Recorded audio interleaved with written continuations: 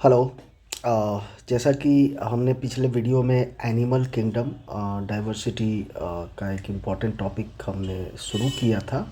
उस animal kingdom में हमने जनरल कैरेक्टरिस्टिक्स और फिजियोलॉजिकल कैरेक्टरिस्टिक्स के बारे में डिस्कशन कर लिया था।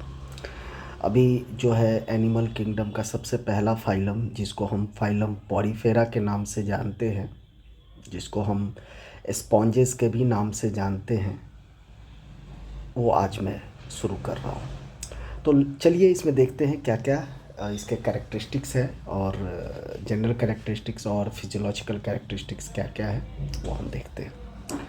फाइलम पॉरीफेरा की बात किया जाए तो फाइलम पॉरीफेरा सबसे पहले इसको स्पॉन्जेस के नाम से जाना जाता है। यहाँ क्लियरली मैंने मेंशन किया है कि member of this phylum are commonly known as a sponges और study of sponges is known as a पैराजूलॉजी।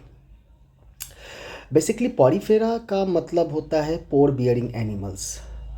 और अगर हम इसके जनरल कैरेक्टर की बात करें तो इसका हैबिटेट जो है वो 100% एक्वेटिक होता है। अब एक्वेटिक में भी दो टर्म आ जाते हैं कि कैसा है एक्वेटिक, सी है कि फ्रेश वाटर है। तो जनरली मैरीन होते हैं, ठीक है, लेकिन कुछ कुछ कुछ पॉरीफेरा जो होते हैं वो फ्रेश वाटर में होते हैं, जैसे स्पॉन्जिला, फ्रेश वाटर स्पॉन्ज भी इसको बोलते हैं। दूसरा, अगर इसके हैबिट की बात करें तो बेसिकली ये सेसाइल होते हैं। सेसाइल का मतलब यहाँ पे क्या होता है कि ये परमानेंटली फिक्स होते हैं, फिक्स विथ सबस्ट्रेटम, यानी बेस से ये फिक्स होते हैं, यानी ये मूवमेंट नहीं करते हैं। लेवल ऑफ ऑर्गेनाइजेशन, तो हमने जनरल कैरेक्टरिस्टिक्स में इसका डिस्कशन कर लिया था कि जो इसका लेवल ऑफ ऑर्गेनाइजेशन होता है वो सेलुलर लेवल पे होते हैं। और सेलुलर लेवल की बात करें तो इसमें कहने का मतलब क्या होता है कि एनिमल तो मल्टी सेलुलर है, लेकिन सेल जो है वो लूजली हेल्ड टुगेदर, मतलब लूजली साथ में है और फंक्शनली डिफ्रेंशिएटेड हो सकता है, ठीक है। और अगर इसके बॉडी प्लान की बात करें तो बॉडी प्लान जो है वो सेल एग्रीगेट्स बॉडी प्लान है, यानी कहने का मतलब क्लस्टर ऑफ सेल प्रेजेंट है, लेकिन टिश्यू फॉर्मेशन यहाँ नहीं होता है। लूजली अरेंज सेल होते हैं और इसमें बहुत सारे एपर्चर प्रेजेंट होता है, इसीलिए इसको हम बेसिकली पोर बियरिंग एनिमल कहते हैं। सिमेट्री की अगर बात करें तो बेसिकली जो सिमेट्री होता है वो मोस्टली एसिमेट्रिकल होता है। मोस्टली यहाँ हो रहा है, सबसे इम्पॉर्टेंट वर्ड है एनसीईआरटी में, मोस्टली एसिमेट्रिकल लिखा है। लेकिन मोस्टली एसिमेट्रिकल लिखा है तो कुछ ऐसे भी होते होंगे जो दूसरे टाइप के होते हैं, एनसीईआरटी उसके बारे में डिस्कशन नहीं करती है, तो हम भी उसके बारे में डिस्कशन नहीं करेंगे। लेकिन हम ये स्टेटमेंट याद रखेंगे कि फाइलम पॉरीफेरा का जो सिमेट्री होता है वो मोस्टली एसिमेट्रिकल होते हैं। अब अगर हम बात करें जर्म लेयर के, तो जर्म लेयर इसका डिफाइन नहीं है। जर्म लेयर की अगर हम बात करें तो इसका जर्म लेयर डिफाइन नहीं है। क्यों नहीं है जर्म लेयर डिफाइन? क्योंकि ये बेसिकली सेलुलर लेवल है, तो किसी तरह का जर्म लेयर यहाँ पे फॉर्मेशन नहीं करता है। अब अगर हम सिलोम की बात करें तो बेसिकली तो ये एसिलोमेट होते हैं, बट इनमें सेंट्रल कैविटी प्रेजेंट होता है। सेंट्रल कैविटी प्रेजेंट होता है जिसको हम स्पॉन्जोसिल बोलते हैं, जो कि जिसको हम पैरागैस्ट्रिक कैविटी बोलते हैं, जो कि अराउंड दी गैस्ट्रिक में प्रेजेंट होते हैं, अराउंड दी गैस्ट्रिक के चारों तरफ प्रेजेंट होते हैं, जो कि लाइंड होते हैं कैनोसाइट्स, यानी जिसको हम कॉलर सेल बोलते हैं। और एक चीज़ ध्यान देने वाली बात है कि ये जो कॉलर सेल है वो बेसिकली फाइलम पॉरीफेरा में ही मौजूद होता है, जिसको हम special character of Porifera consider करते हैं। और कैनोसाइट्स जो होते हैं बेसिकली फ्लैजिलेटेड सेल होते हैं, जो आगे हम डायग्राम में आपको दिखाएंगे।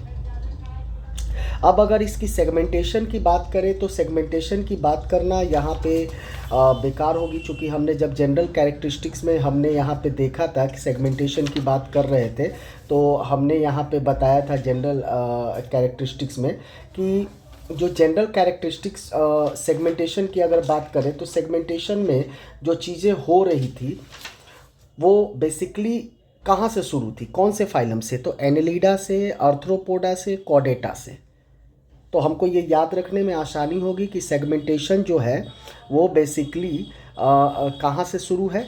तो कहाँ से शुरू है? तो शुरू है आपका एनेलिडा, आर्थ्रोपोडा और कॉर्डेटा से। अब बात करते हैं फिजियोलॉजिकल कैरेक्टर की। तो फिजियोलॉजिकल कैरेक्टर में सबसे पहले आ जाता है डाइजेशन। तो तो डाइजेशन जो है वो इंट्रासेलुलर यानी इनसाइड द सेल होता है। इनसाइड द सेल कहाँ पे? तो कैनोसाइट सेल में। एज अ किस फॉर्म में? तो एज अ फूड वैक्यूल में। ये हमको याद रखना होगा। रेस्पिरेटरी ऑर्गन की बात करें तो रेस्पिरेटरी ऑर्गन तो बेसिकली एब्सेंट होते हैं जनरली, ये बॉडी सरफेस से करते हैं। जनरल कैरेक्टरिस्टिक्स में जब हम इसका इंट्रोडक्शन दे रहे थे तो उस समय फिजियोलॉजिकल कैरेक्टर में हमने ये चीज़ें डिस्कशन किया था। लेकिन फाइलम पॉरीफेरा में क्या होता है कि डिफ्यूज़न टेक्स प्लेस करता है, और जब भी डिफ्यूज़न टेक्स प्लेस करता है तो डिफ्यूज़न हमको मालूम है कि कैसा प्रोसेस है, पैसिव प्रोसेस है। क्यों? क्योंकि वहाँ पे क्या प्रेजेंट होता है? कैनल सिस्टम प्रेजेंट होता है। तो कैनल सिस्टम प्रेजेंट होने के कारण वहाँ पे क्या होते हैं? डिफ्यूज़न होते हैं। अब सर्कुलेटरी सिस्टम तो एब्सेंट है लेकिन कैनल सिस्टम प्रेजेंट है। कैनल सिस्टम जब प्रेजेंट है तो वहाँ पे क्या होता है? वाटर ट्रांसपोर्ट सिस्टम प्रेजेंट होता है। और वाटर ट्रांसपोर्ट सिस्टम जो प्रेजेंट होता है, तो वाटर ट्रांसपोर्ट सिस्टम कैसा होता है वो हम यहाँ पे आपको डायग्राम में आपको दिखा रहे हैं। तो जैसे ये देखिए बेस है और ये ऑस्क्यूलम। तो ऑस्क्यूलम क्या होता है? एग्जिट पोर। तो ऑस्क्यूलम एग्जिट पोर हम क्यों उसको बोल रहे हैं? क्योंकि अगर यहाँ पे हम कुछ भी रखते हैं तो वो बाहर ही जाता है, अंदर नहीं जाता है, उसको बाहर फेंक दिया जाता है। इसके कारण इसको हम एग्जिट पोर बोलते हैं। और ऑस्टिया जिसको हम कंसीडर करते हैं पोर से, ऑस्टिया पोर वो एंट्री पोर होता है। तो आप यहाँ पे देखो वाटर स्पॉन्जियस सेल में गया, स्पॉन्जियस सेल से कैनोसाइट्स में, कैनोसाइट से फिर वो बाहर निकल गया। तो यहाँ पे जो एंट्री ऑफ वाटर है और एग्जिट ऑफ वाटर है, जो चीज़ें जा रही है, जो सारी चीज़ें हो रही है, तो यहाँ पे आप देखो कि यहाँ से जो वाटर जा रहे हैं, ये वाटर ऑस्क्यूलम से जो बाहर आ रहे हैं, तो इसका अगर मैकेनिज्म देखें तो ऑस्टिया एंट्री H2O फंक्शन, और स्पॉन्जोसिलोम से फिर ऑसिक्यूलम से वो बाहर निकलते हैं। तो इससे क्या होता है? तो इससे ये चीज़ें होती है, एक तो फूड गैदरिंग, चूँकि लिक्विड में है तो वाटर के थ्रू फूड उससे आना, गैसियस एक्सचेंज, चूँकि कैनोसाइट सेल को भी क्या चाहिए? गैसेस चाहिए, और रिमूवल ऑफ वेस्ट बाय स्पॉन्जोसेल। अब बात करते हैं एक्सक्रीटरी सिस्टम की। तो एक्सक्रीटरी सिस्टम जो होते हैं वो एब्सेंट होते हैं बेसिकली, लेकिन नाइट्रोजिनस वेस्ट क्या होते हैं? NH3। अब स्केलेटन की बात करें तो स्केलेटन जो है स्पाइक्यूल्स, जिसको थॉर्न लाइक या निडिल लाइक बोलते हैं, जो कि सिलिका से कुछ में बना होता है, कुछ में कैल्शियम कार्बोनेट से बना होता है, और दूसरा होता है स्पॉन्जिन फाइबर। ये दोनों प्रेजेंट किसके किसके बीच होते हैं? तो प्रेजेंट होते हैं पिनाकोडर्म और कैनोडर्म के बीच में प्रेजेंट होते हैं, जो कि क्या प्रोवाइड करते हैं? रिजिडिटी प्रोवाइड करते हैं, शेप देते हैं और प्रोटेक्शन देते हैं। और बेसिकली ये जो मटेरियल्स है वो सिक्रीटेड होते हैं मेसेनकाइमल सेल से, जो कि नॉन सेलुलर होता है। अब बात करते हैं स्पिक्यूल्स। तो स्पिक्यूल्स जो है वो बेसिकली कैल्शियम कार्बोनेट या सिलिका से बने होते हैं, और स्पॉन्जिन फाइबर जो होते हैं वो थ्रेड लाइक स्ट्रक्चर होते हैं, जो कि सॉफ्ट होते हैं, फ्लेक्सिबल होते हैं, कोलेजिनस प्रोटीन होते हैं। नर्वस सिस्टम की बात करें तो नर्वस सिस्टम यहाँ पे किसी भी तरह का नर्वस सिस्टम हम यहाँ पे पढ़ेंगे नहीं, क्योंकि नर्वस सिस्टम के बारे में कुछ दिया नहीं है। रिप्रोडक्शन की बात करें तो रिप्रोडक्शन इसमें दोनों तरह का रिप्रोडक्शन होता है, एसेक्सुअल और सेक्सुअल मोड दोनों भी होते हैं। एसेक्सुअल मोड में फ्रेगमेंटेशन कॉमन है। आपको फ्रेगमेंटेशन में यहाँ पे स्पॉन्जेस देखे होंगे, स्पॉन्जेस का कोई पार्ट ब्रेक डाउन हो गया यानी फ्रेगमेंट हो गया, वो नया पार्ट में डेवलप हो गया। दूसरा है बर्डिंग। तो बर्डिंग में दो तरह के एक्सोजीनस भी होते हैं और इंडोजीनस। तो एक्सोजीनस में क्या होते हैं कि आप यहाँ पे देखो, एक स्पॉन्जेस से बर्ड फॉर्मेशन हुआ, जब ये बर्ड इनलार्ज हुआ, न्यूट्रिशनल इंडिपेंडेंट हुआ, तो वो क्या हो गया? सेपरेट हो गया पेरेंट्स बॉडी से और न्यू स्पॉन्जेस में डेवलप हो गया। तो बेसिकली ये कब होते हैं? तो फेवरेबल कंडीशन में। ये ध्यान रखने वाली बात है कि ये कब होते हैं? फेवरेबल कंडीशन में। क्यों? क्योंकि इसके पास कैनल सिस्टम होता है, एक्वेटिक मोड होते हैं। अब बात करते हैं दूसरा इंडोजीनस।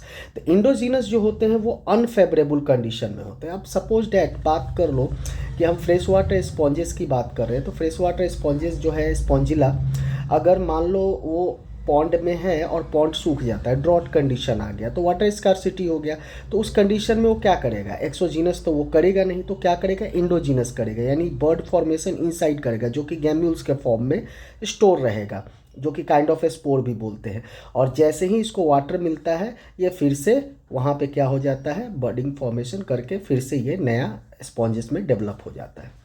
सेक्सुअल मोड की बात करें तो सेक्स इसके सेपरेटेड नहीं होते, यानी हर्माफ्रोडाइट होते हैं, फर्टिलाइजेशन इंटरनल होते हैं और डेवलपमेंट इसका इनडायरेक्ट होता है, यानी लार्वल स्टेज प्रेजेंट होते हैं।